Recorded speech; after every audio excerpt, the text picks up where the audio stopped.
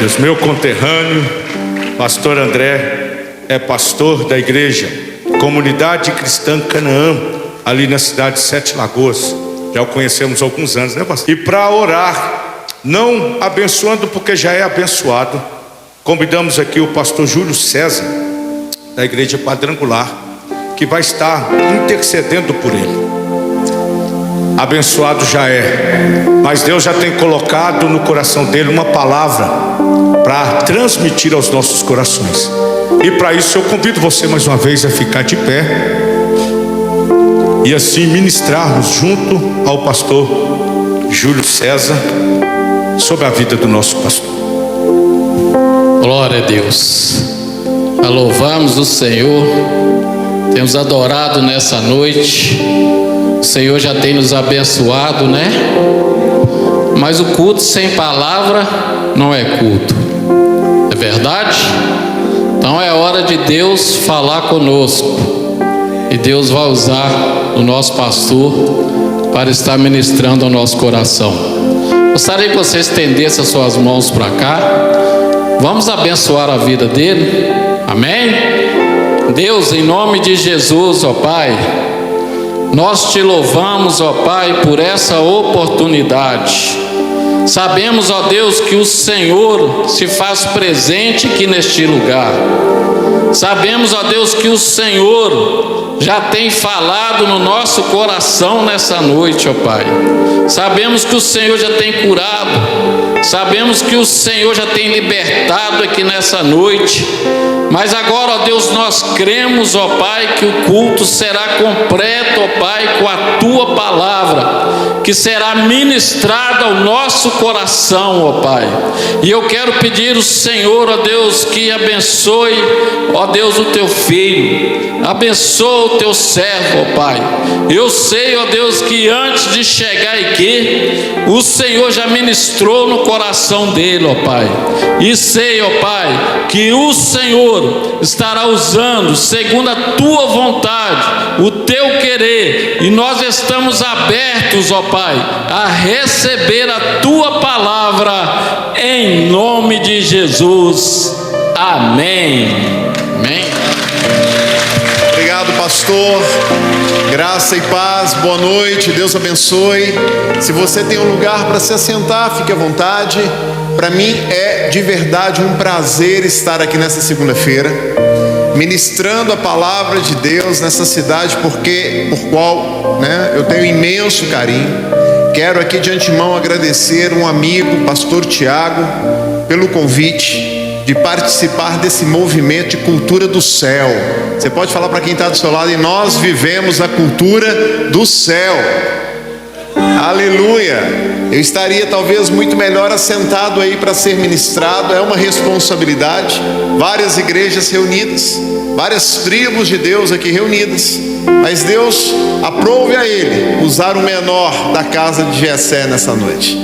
Eu tenho uma palavra de Deus nesta noite. O objetivo desta palavra é transportar você de João 21 para Atos 2, 3 e 4. Diga: Deus vai mover o meu coração nesta noite.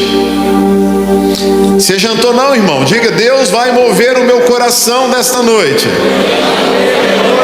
Aleluia. Sem delongas, eu quero ler com você dois textos das Sagradas Escrituras. Vamos ler o primeiro, vamos falar sobre ele.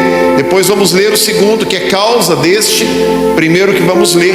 E depois vamos dar uma passeada em Atos para finalizar a ministração dessa noite. Eu tenho poucos minutos. Você preste atenção aqui, porque se você quiser, você vai sair daqui alimentado nesta noite. A Bíblia nos fala no livro de João, capítulo 21. João 21. Se você tem a sua Bíblia, abra no Evangelho de João, capítulo 21. Esse texto foi escrito porque quem o escreveu presenciou, esteve no local, viu o que aconteceu e nos narrou com detalhes essa história marcante que está tendo como personagem principal um homem chamado Pedro, apóstolo de Jesus. E é um texto que vai nos trazer algumas lições importantes nesta noite. João 21 diz que Diga comigo, depois disto. A Bíblia nos fala que manifestou-se Jesus outra vez aos discípulos junto ao mar de Tiberíades. E manifestou-se assim: estavam juntos Simão Pedro e Tomé, chamado Dídimo, e Natanael, que era de Caná da Galileia, os filhos de Zebedeu, Tiago e João, e outros 2 dos seus discípulos. Pedro disse a eles: vou pescar. E eles disseram: também nós vamos contigo. Foram e subiram logo para o barco, e naquela noite nada apanharam. E sendo já de manhã, Jesus se apresentou na praia, mas os discípulos não o conheceram. Disse-lhes Jesus: filhos, tendes alguma coisa de comer? Responderam-lhe: não temos. Então ele disse: lançai a rede para o lado direito do barco e a achareis. Lançaram-na, pois, e já não podiam tirar a rede, porque havia uma multidão de peixes. Então aquele discípulo a quem Jesus amava disse a Pedro: Pedro, é o Senhor. E quando Simão Pedro ouviu que era o Senhor, cingiu-se com a sua túnica, porque ele estava peladão, e lançou-se ao mar. E os outros discípulos foram com o barco, quase 200 côvados, levando a rede cheia de peixes. Logo que desceram para a terra, viram ali que Jesus já tinha brasas, já tinha peixe colocado sobre elas, e também havia pão. Disse-lhe Jesus: trazei dos peixes que vocês agora apanharam. Simão Pedro subiu e puxou a rede para a terra, e havia naquela rede 153 grandes peixes. E sendo tantos, a rede não se rompeu. Disse-lhe Jesus: vinde, comei. E nenhum dos discípulos ousava lhe perguntar nada: quem és tu? Porque sabiam que era o Senhor. Chegou, pois, Jesus e tomou o pão e o deu, e semelhantemente também o peixe. E já era a terceira vez que Jesus se manifestava aos seus discípulos, depois de ter ressuscitado dentre os mortos.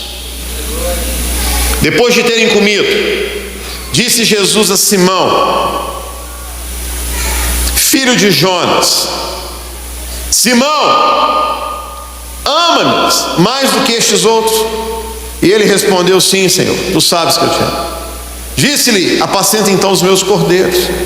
E mais uma vez tornou-lhe a perguntar pela segunda vez, dizendo: Simão, filho de Jonas, ama-me? Disse-lhe: sim, Senhor, tu sabes que eu te amo. Disse-lhe Jesus: apacenta as minhas ovelhas. Pela terceira vez Jesus pergunta: Simão, filho de Jonas, ama-me? Simão, entristecido por ter terceira vez lhe perguntado: ama-me? Disse: Senhor, tu sabes tudo, tu sabes que eu te amo. Jesus disse-lhe: apacenta as minhas ovelhas.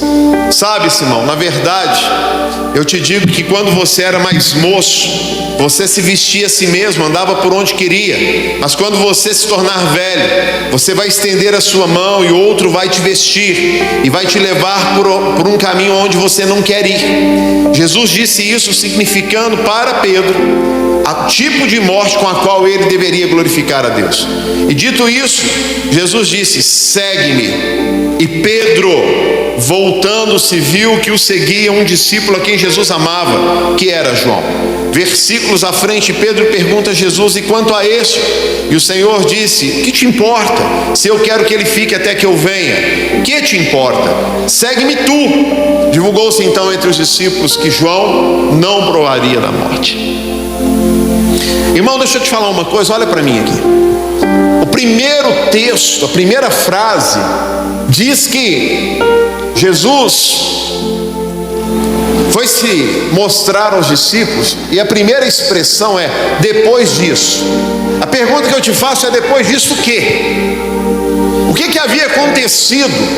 Toda vez que você for ler um texto da Bíblia, eu quero te dizer uma coisa: procure saber o que está antes dele. Leia um capítulo antes, se contextualize, porque depois disso significa que aquele apóstolo havia experimentado coisas extraordinárias, boas, grandes, tais como a ressurreição de Jesus, seu sacrifício na cruz, 3 anos de aprendizado no seminário, aonde Jesus Jesus era o professor principal, havia visto multiplicação de peixes, havia visto milagres extraordinários, cura acontecendo, gente que era paralítica andando, gente que era cego enxergando.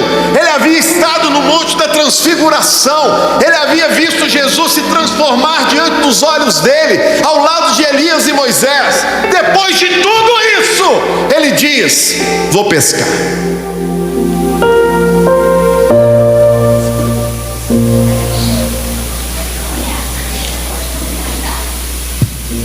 Talvez você já tenha vivido coisas grandes de Deus na sua vida, e o desejo do seu coração é dizer: quero largar tudo, quero pescar, quero voltar lá no início de tudo, quero voltar a ser quem eu era.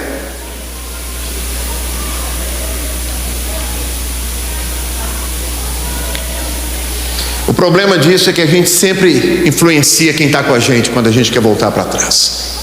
Irmão, tem hora que dentro da sua igreja você tem lá um obreiro que não bota ninguém para frente, mas consegue fazer 10 andar para trás. Tem gente que dentro da sua casa não consegue levar a família para a igreja, mas tem um que consegue tirar ela toda da igreja. Muitas vezes vale mais um desanimado do que 3 anos de milagres. Mas Deus me trouxe aqui nessa noite para te dizer uma coisa: que naquela pescaria eles não apanharam nada. Foi frustrada, foi frustrante, foi decepcionante. O pescador experiente, ele e outros, não conseguiram pegar nem um peixe. Mas eu quero te dizer uma coisa: Jesus já tem um ambiente todo preparado.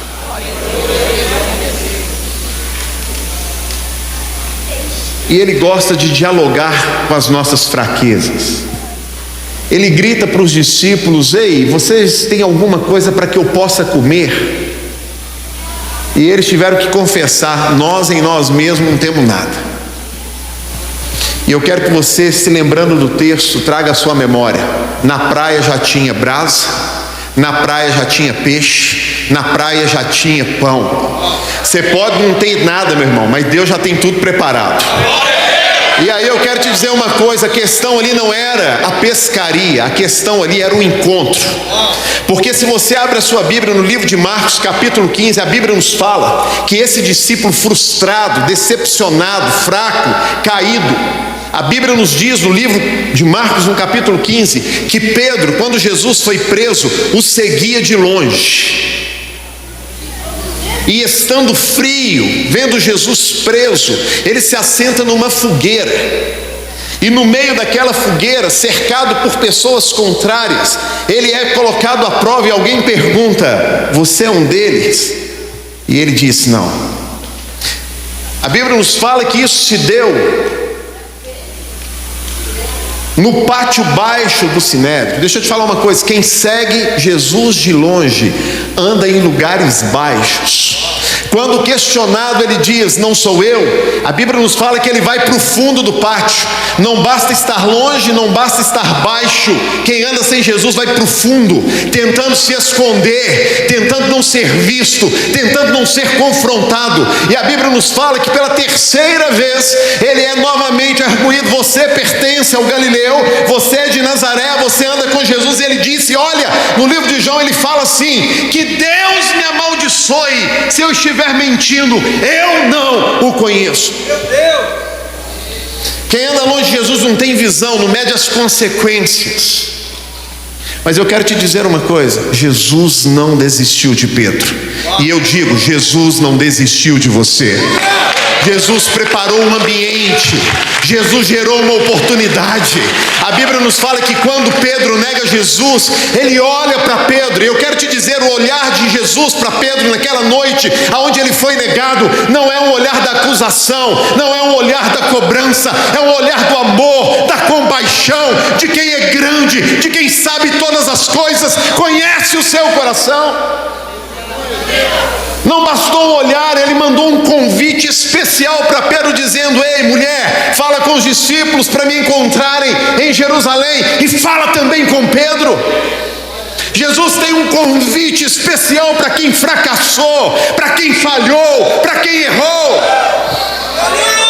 E eu quero te dizer, se o olhar não basta, se o convite não basta, Ele vem ao seu encontro. Olha para quem está do seu lado e diga: não importa, Ele te ama, Ele não desistiu de você.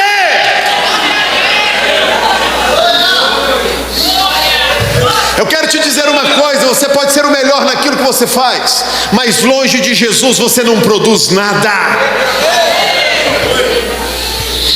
Quando Jesus chega naquela praia, eu fico me perguntando inúmeras vezes por que eles tinham tanta dificuldade em reconhecer Jesus. Aquela mulher não reconheceu e o teve como jardineiro. Os discípulos de Emaús não reconheceram, mas o coração ardia. Os discípulos, depois do milagre, não sabiam quem ele era, mas João disse: ei, é o Senhor. E nesse momento, irmão, deixa eu te falar uma coisa: quem já pescou aqui? Você se lembra de alguma vez numa pescaria você viu alguém pelado tentando pegar peixe? Eu amo pescar, eu não saio da represa. Todo sábado que eu posso eu estou pescando. Eu nunca vi um pescador pelado, porque é um risco.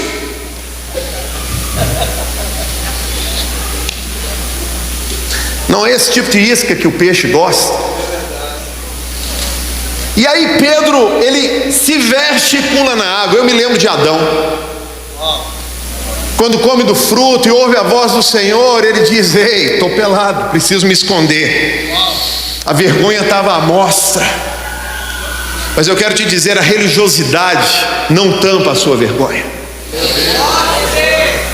O coração de Pedro arde, ele vai para a beira da praia, e ali está tudo preparado.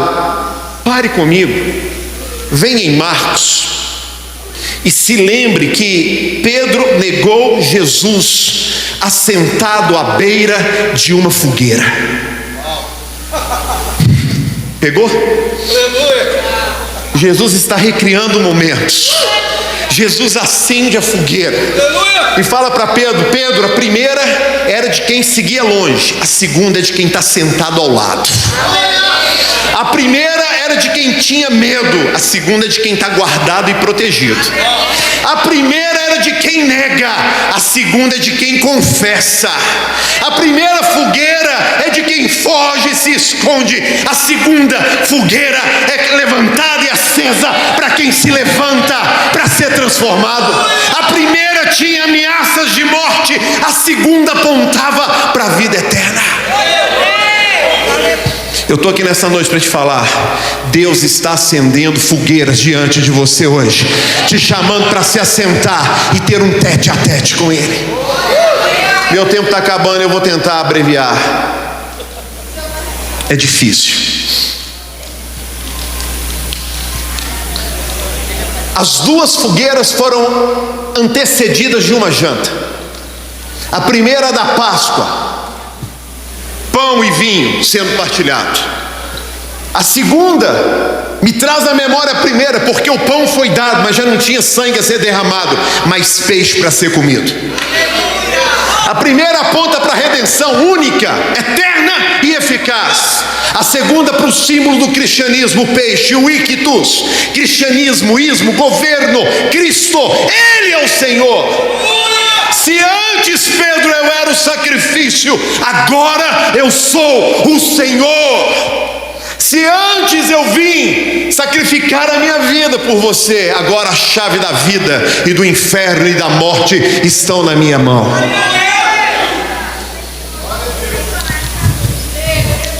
Jesus está acendendo algumas fogueiras.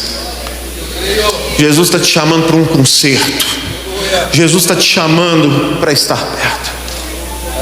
Agora pega a sua Bíblia e veja o detalhe. Jesus já não o chama de Pedro, o chama de Simão.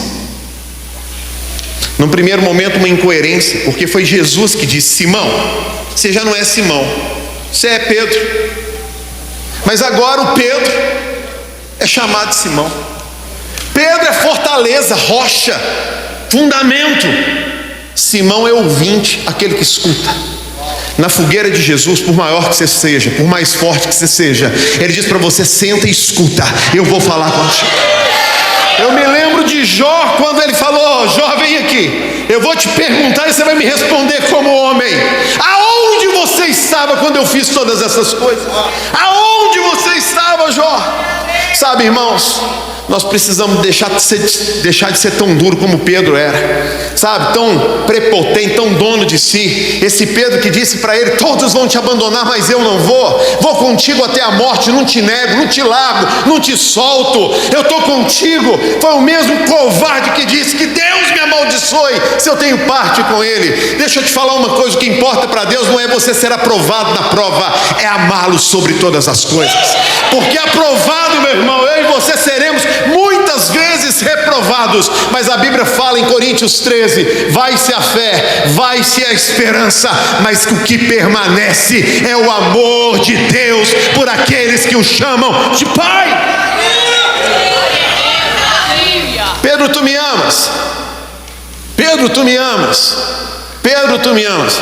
Fogueira acesa, fazendo a cena do momento da falha. Fogueira acesa, apontando para a transformação que Jesus esperava dele. E eu quero que você, se esquecer de tudo que eu estou dizendo aqui nessa noite, só se lembre de uma coisa: amar a Deus é apacentar ovelhas. E aí você me diz: pastor, mas eu não sou pastor, eu não tenho rebanho. Tem sim.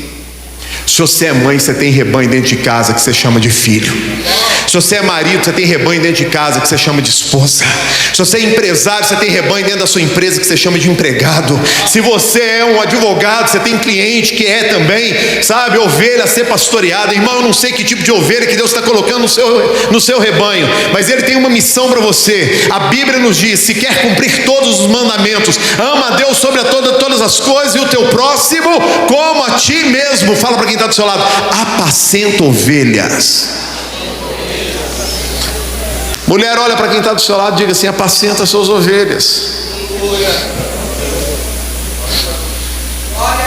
Parece simples, mas não é. Porque a alma mais difícil que a gente tem para influenciar são dos nossos filhos. É de gente que nos conhece dentro de casa.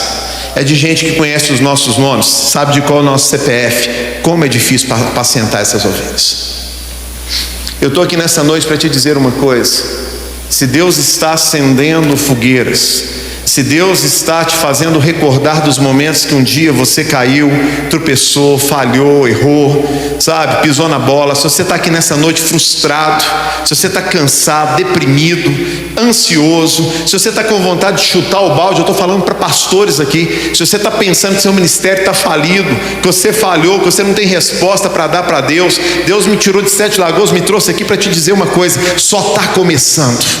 Porque na fogueira, discípulo se torna apóstolo, covarde se torna valente. Na fogueira de Jesus, quem queria desistir vai continuar. Na fogueira de Jesus, quem tinha medo da morte, no futuro próximo diz: ei, vira a cruz, não sou digno de ser glorificado e crucificado como o meu Senhor foi. O que transforma o homem? Um encontro pessoal com Jesus. Você está precisando só de uma fogueira, só de um encontro com Ele. Você está precisando deixar de ser essa fortaleza toda, esse pedrão todo que você acha que você é e não é nada. Quanto mais duro é, mais fácil quebrar. E se tornar um ouvinte da palavra do Senhor, ouvir o que Ele tem a dizer a seu respeito. Te importa escutar o que Ele pensa de você? E aí você diz: ah, pastor, eu sou velho. Pedro era o mais velho dos discípulos. Ah, pastor, eu não tenho preparo. Ele também não tinha, era incauto, iletrado, analfabeto. Se você, pastor, eu não tenho boa fama, Pedro também não tinha. Pedro se sentia debaixo do olhar da acusação. Pedro estava tão preocupado com o que as pessoas pensavam dele, que andando lado a lado com Jesus, Jesus apontando o caminho para ele, restaurando a vida dele, a Bíblia nos fala que ele olha para trás e diz em relação a João, preocupado com João. E Jesus disse para ele assim: o que te importa? Come torta. Deixa eu te falar uma coisa, escute. Tem muita gente que não quer servir a Deus porque sente a culpa do passado e tem medo do que as pessoas falam dele. Eu estou aqui nessa noite para te dizer: deixa falar mal de você, meu irmão, deixa te acusar, deixa tacar pedra. Eu sei que quando Pedro chegava no bolinho dos crentes, dos discípulos, quando ele ia participar da reunião, discípulos meiamente convertidos, uns diziam para outro: olha lá, ao negador lá, ao traidor lá, ao traíra, olha lá quem pisou na bola, olha quem correu, olha quem escondeu. É desta maneira, olha o cara mal afamado lá. Eu tenho um segredo para te contar nessa noite: é desse tipo de gente que Deus gosta, porque na fraqueza é que opera o poder, é na fraqueza que se manifesta o poder.